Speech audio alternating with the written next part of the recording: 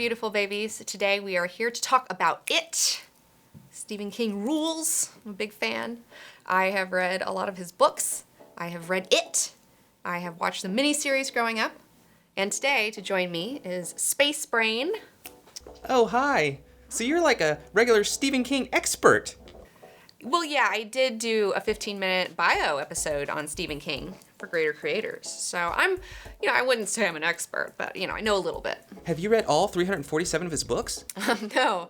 He's really prolific. He's, written a lot of books, and I have not read all of them. But I've read more than a few, okay? I've read more than a few, and I've read some of them more than once, and it's like getting into a warm bath. Well, I'm impressed. Oh, well, thank you. Read the whole Dark Tower series, no big deal. Well, except for there was a new one that came out, and I didn't read that one. But whatever, this is beside the point, it's fine. Well, I am so excited to hear your thoughts on the new movie, It. Yes, there is a new movie. I have been watching the development of this movie for many years now with anticipation because when I was a little comic book girl, I was like a horror freak. I was like a horror addict. I was just like, oh, I love horror. And my parents just kind of they were just like, okay, fine.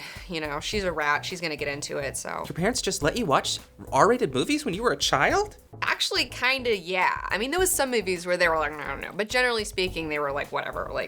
Let her, she's going to watch it. They just. Oh, my. Yeah, it was actually pretty cool. It worked out well for me. So, I remember when, in the 90s, when Stephen King's It miniseries came out on television. And I remember my parents let me watch it with them. I got to see it. Oh. It was once a week or something, and you'd tune in, and it was fuck. It was crazy. So, yeah, I watched it with my parents, and it scared the shit out of me. It scared me so bad. I was so scared of bathrooms. There was this big shower drain in the shower downstairs, and I was always looking at that thing oh no. So today I want to talk about some of the really cool things that are in the book, the source material, all right?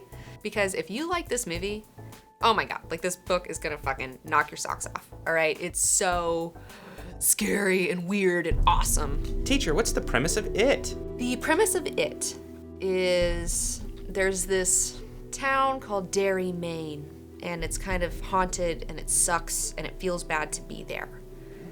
And every 27 years, there's generally some huge accident and all these children go missing. And this is during one of those times. It's been 27 years since the last time. All these kids are going missing, including this one kid, Bill's little brother. He dies in the very beginning of the book. So what's happening is there's this evil entity in the town that feeds off of fear. Ooh. And so it goes around, and it likes to eat children, and because they're easy pickings, it thinks that their fear is easier to emulate because it's very simple things it's a Frankenstein monster. If you have an adult, their fear is oh, my mortgage, I'm gonna, it can't capitalize on that, but it can capitalize on someone who's scared of a werewolf. Actually, that sounds kind of interesting to see, the adult movie now. Yeah, it just takes the form of dead. So the It monster preys on children, preferably because it's easier to manifest their simple fears. Yes. That's interesting. And so this is happening right now, and you have all of these separate kids who are all kind of losers in their own way, and they all come together and meet one another, and they form this group over the summer. And they find out from one another that they've all been having these weird encounters, and with this clown or a leper or a fucking werewolf or a mummy or a fucking giant bird, it's all this crazy shit. So they're like, oh shit, it's this fucking clown. They figured out from Mike Hanlon. Sounds like you're describing the book right now, by the way. Which is fine. Oh, yeah. That's fine. The kids, oh, yeah. And so the kids come together, and they decide they're gonna kill it, and they form a band. They find its home in the sewers, and then they confront it, and they think that they may have defeated it. I saw something. The clown. Yeah, I saw him too. What happens when another Georgie goes missing? Teacher, I thought that the theme was very relevant to today's society where people are driven by fear. Could you expand on that? Yes, Space Brain. So It is a creature that feeds off of fear. It likes to make people feel fear because it makes them taste better. salts the meat, as it were. Oh, I've heard that that's a true theory. Well, I heard that it makes the meat taste bad for humans if they're scared. The brain produces some kind of chemical when it's Yeah. afraid and puts it into the body. Yeah, and that gets in the muscles, and that messes everything up. But for monsters, they love that taste. For humans, we don't like it. Well, that makes sense if a monster would like it better. Yeah, monsters like it. And so, so it capitalizes upon whatever your fear is. It's able to telepathically understand what your fear is and manifest that form. And the thing about it, in order to defeat it, you have to confront your fear and not be scared of it. You have to be like, you know what, fuck you. I know you're just a weird thing trying to manipulate me with this fucking manifestation image of some bullshit from my brain, but fuck you. You know, you have to kind of have that attitude. So to overcome it, you have to stop being afraid of it. Yes, you have to stop being afraid of it, but more than that, you need to buddy up, like use the buddy system, because this thing is fucking scary. So if you get with your homies, there's safety in numbers. So you get with your homies and you all confront it together, because it's always appearing to children by themselves. Like, it's generally, it only appears to people one at a time. It's not really trying to go after a whole group ever. So when they band together, they have a better chance against it. Kind of like if you go into a haunted house, it's scarier if you're alone. Yeah. Have you been in many haunted houses? I've seen you in a haunted house. Oh, yeah, shut up. You were a scaredy cat. It's scary. That's what they're supposed to do in a scary house. Ah! Teacher, as an adult, are there any things that you're afraid of that an it monster would capitalize on? Gosh. Yeah, actually, I know what it would do. Be honest. I know what it would do. Tell the truth. What are you If- really afraid of? This is what would happen to me if it was stalking me now. I would be in Derry, Maine. I would be at the Derry YMCA, and I'd be swimming in the pool. I'd be in the deep end, you know, swimming around. There'd be like nobody there, and all of a sudden, there would be a dark shape in the water, and it would be a fucking shark in the water. There'd be a shark in the water with me when I was in the pool, and it would fucking come for me, and then like that, I would die. I would fucking die. So you're afraid of swimming pool sharks. Yeah, I still am. It's really scary. Sharks are scary. Okay. Do you think it's possible to overcome that fear now as an adult? I mean, it's just that sharks really scare me, you know? It's fine. If I was an it monster, I would be like, oh, that'll be really scary. That'll scare the shit out of her. She's gonna taste great. What about you, Space Brain? What would it? Oh, my fear? Human misunderstanding of my species. Well, how's it gonna capitalize upon that? It already is. Oh, you poor little space brain. You're just a scared little space brain every day.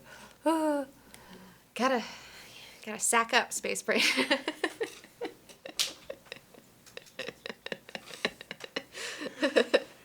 Get you some of those truck nuts and like hang them. What? What are I'm you just talking? kidding. I'm just kidding. Don't do that. That'd be really gross. My grandfather thinks this town is cursed. That all the bad things that happen in this town are because of one thing. Here's one thing that was in the book that I wish they put in the movie that really wasn't in the movie is they focus so much on Pennywise. You know, they focus so much on it and that he's the scary one. Oh, he's so scary. And he is. But the thing that I found really scary in the books and the things that I liked the most in the books was that atmosphere of Derry, Maine, that shitty, haunted, crappy, negative fucking place. And all the kids have to deal with that negativity at home in their own way. Like, Bill's parents are all bummed out that Georgie's dead, so he's got this sad, haunted fucking house because his little brother's gone. Beverly has an abusive dad who's, you know, physically, verbally abusive, who's, like, being weird. She's got to deal with that. It fucking sucks. That one kid, the one who's a hypochondriac, I can't remember his name. But his mom is making him believe that he's sick when he's not because she likes getting attention for it and like she's weird and like she's projecting that sort of creepiness on this poor fucking kid. Oh, that's even more disturbing. So disturbing. And one kid has a weird thing with his mom too. I mean, they all have these fucked up weird home lives. And also Mike doesn't go around like killing sheep with a gun. There was no gun like that. Like that wasn't a thing. That was totally not a deal. yeah, like their home lives, that was what was really creepy. And so we really didn't get a taste of that in this. We got a little bit, like a little teeny bit, but I wish they had really capitalized upon that, because that's a real fear. That's a real fear. And a lot of people feel that growing up, where some people have really awesome homes and some people don't. And every time you go home, it's a fucking nightmare. And you're just like, like, fuck, like, I'm a kid. There's nowhere I can go. I just gotta deal with this. So they all came from very negative environments that probably helped the it monster manifest things to scare them? Yes, yeah. I mean, and they're also, like, they kind of live in this fear state. So they're susceptible to him because they live in a fear state at home, and also because they don't really belong to the community. They're all, like, one of them's Jewish, one of them's a hypochondriac, one of them stutters. You have the black boy, you have the girl, like, who is like the tomboy that whatever. So it's like you have this whole group of misfits that come together. And again, it's like power of friendship. I mean, that's one thing we were talking about with Sailor Moon R, and it's like a theme that people make fun of and think is corny, but seriously, like, these kids have to come together to defeat this monster. And that's how, like, a lot of monsters get away with stuff. People don't realize it's because people don't talk to one another about it. You know, you have these, I mean, there's, like, pedophile monsters in real life who go around, and, like, if all these kids started talking to one another and finding out what's going on, then maybe they'd be like, oh, fuck, it's not just me, and then they'd, like, get rid of these fucking monsters. But people don't talk like that because they don't want to, because they don't want to admit that they've seen this horrible thing or this horrible thing's happened to them. Sorry, I got really dark. But that's how these weirdos work. That all the bad things that happen in this town are because of one thing. An evil thing. In fact, actually, there's one cool thing that they left out that I was, like, kind of disappointed they left out. What's that? In the book, Mike is more of the historian. It's not Ben. I mean, Ben is smart and he's at the library, but he's not the one who, like, has all of the figured out that Pennywise is this thing. That was Mike. Mike had this book of photographs that his father had given him, and they're flipping through it. You know, it's this historic photographs of Derry, Maine. And so as they're flipping through it, they see that it has been there, like, throughout the years. They see in all these, like, really old photos, because they're trying to find, like, evidence of these accidents that happen, like, every 27 years. And the last time that it came around was when Mike's father was younger. He was in the Air Force and he was stationed in Derry, Maine, and there was a few other black guys, not a ton, but they created their own awesome officers club called the Black Spot. And this place became really happening and awesome because they had jazz and, like, they had all this fucking awesome shit going on there, and everybody was getting drunk, having a fucking good time. And so, you know, they started letting in white people too, and then, like, soon it became this happening place. Well, there's this Ku Klux Klan-like group called Something for White Decency. And they decide, they show up one night and they lock all the doors for the Black Spot and they catch it on fire. And, like, it burns down with all of these people inside. And most of them black. And it's, like, really fucked up. And that night, Will's father was there, and, like, Will's father, I think, tells him or remembers seeing this giant bird, like, swoop, like, it took the, like, form of a bird and was flying around and just, like, grabbing people in the chaos, you know, while people, like, it was burning down and people were trying to get out, and, like, it was super crazy. And he sees, like, one of the white decency Klansmen dudes get just, like, scooped up and, like, flown off with, you know. It's just like, oh, like, it was manipulating racial tensions of the time to capitalize upon this fear that was in the community, and, like, then he was, like, feeding off the people from, like, this fucking Black Spot incident. And it's just, like, so fucking cool, and it just really highlights, like, how fucked up and, like, racist America was back then. It's just like, oh god, like, oh, this is fucking crazy. And that wasn't in the movie. Like, you didn't see any of the racial tension stuff for Mike, and it kind of wasn't as pronounced. Oh, wow. It sounds like the book really emphasized the theme better. Would you say? Yes, I would say that the book does a better job with the theme than the movie does.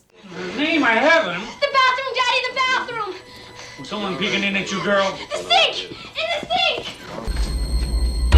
Well, what is it you think you saw? I worry about you, Biffy. Sometimes I worry a lot. Wait, I have a question. in the book, is it true that the adults and other people can't see the manifestations of it, but only the kids can? Yes, that's in the movie and it's in the book, where the parents don't notice it, but the kids do. I thought that was a really cool part. Yeah. It just kind of like hypnotizes the adults, where they just like don't see any of the shenanigans, but also they are programmed to just try to look away. Like, you know, if they see some fucked up shit going on, instead of stopping it, they'll just turn a blind eye and just, whoop, you know, mind their own business. Oh, kind of like that one car that just drove by when the fat kid was getting bullied? Yes. And that was actually something in the books, the bully in the movie. In the books, like, he's actually really scary. In the movie, he's just kind of annoying. Yeah, that was my one complaint of the movie, is the bully seemed a little exaggerated and unbelievable in the movie. Yeah, he's crazier in the book. In fact, he goes and he kills Mike Hanlon's dog, like goes so far to kill him because his dad's a super racist, so he's infected his son with this racism, so his son is like always threatening Mike. And that was something that's in the books that's like really scary. Like, Mike has to deal with civil rights situations. This is the late 50s. Like, this is a time where there's a lot of tension. There's a lot of racial tension. And so, yeah, the bully's like has this awful racist dad, makes him racist. And so, like, I don't know, Mike's always having to deal with this shit. It sucks. It super sucks.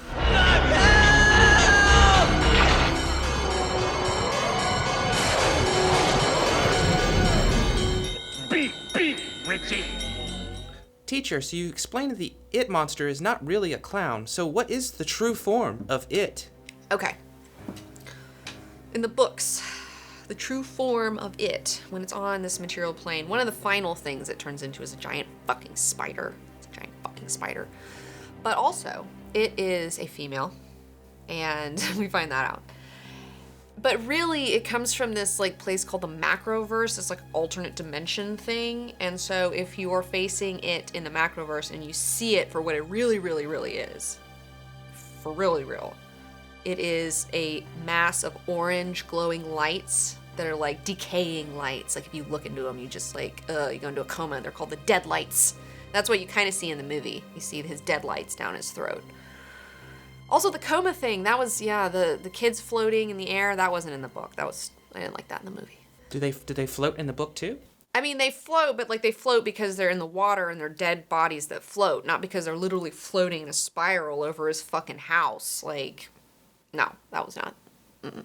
Were there any other really cool things in the book that didn't make it into this version of the movie? Well, there's a lot of really cool things in the book that didn't make it, because the book is like, it's really long. It's over 1,000 pages long, so like there's a lot of stuff going on in there, so you can't fit all of that into a movie. Even though it's going to be 2 movies, you still can't fit all of that into 2 movies, and so there's definitely some things missing. Going into this, I knew that I was not going to see the Great Turtle. What's the Great Turtle? Because in the Stephen King universe, a lot of his books are interconnected. They take place in the same universe. And there is a mythology behind this universe, and it states that the physical universe, Stephen King universe, was thrown up by the Great Turtle when he had a bellyache. He's like, ugh. And then now he's like this great kind of overarching not demigod, but like he's like this kind of cosmic turtle that watches over us. So. Wait, what? Yeah, his name's Maturin. Oh, wow. Yeah. Behold the turtle of enormous girth. On his shell, he holds the earth. Oh, wow. Yeah, there's more to it. I can't remember the rest of it, but yeah, so him and Bill, like, Bill does this ritual and then contacts the Great Turtle on this, like, ethereal plane, and then the Great Turtle helps him project his consciousness onto the Macroverse, which is where it really resides, and then there together, they face off against it and try to destroy it. I didn't think that was going to be in the movie, and it wasn't. Oh, wow. I didn't think that was going to make it. So that sounds a little Lovecraftian, perhaps. Oh, it's very Lovecraftian. It is very Lovecraftian. I also was not surprised when they didn't put in the teenage orgy scene. Make it in there. Wait, what? So... Okay, tell me more. All right, it's weird because we just talked about the Fremen orgy scene in Dune Club today, and then now we're talking about the teen orgy scene in It, both of which are bonding rituals. They're both like these very sex-positive bonding rituals. Sex positive. Sex-positive, that's a term. Learn it. So how does this play out in the book? Okay. So all the kids believe that they have possibly defeated it. They are trying to get out of the sewer system. It's this total labyrinth. It's this maze. They're still kind of rocked by everything that's happened to them. And so it comes to Beverly in this moment while they're kind of falling apart.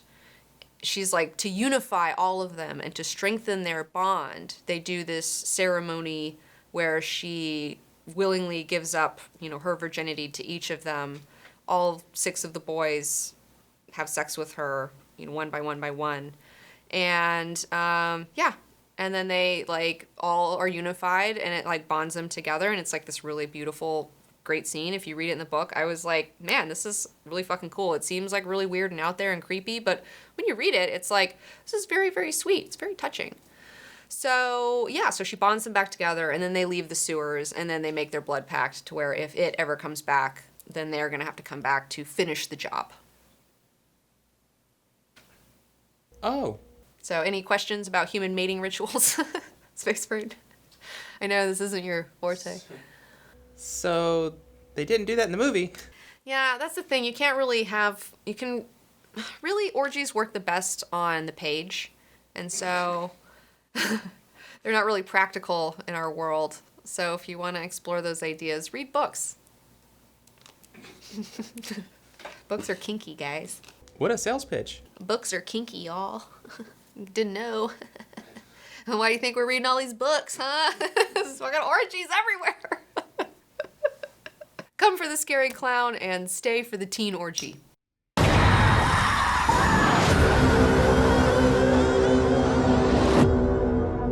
So, teacher, how did you feel about the movie overall?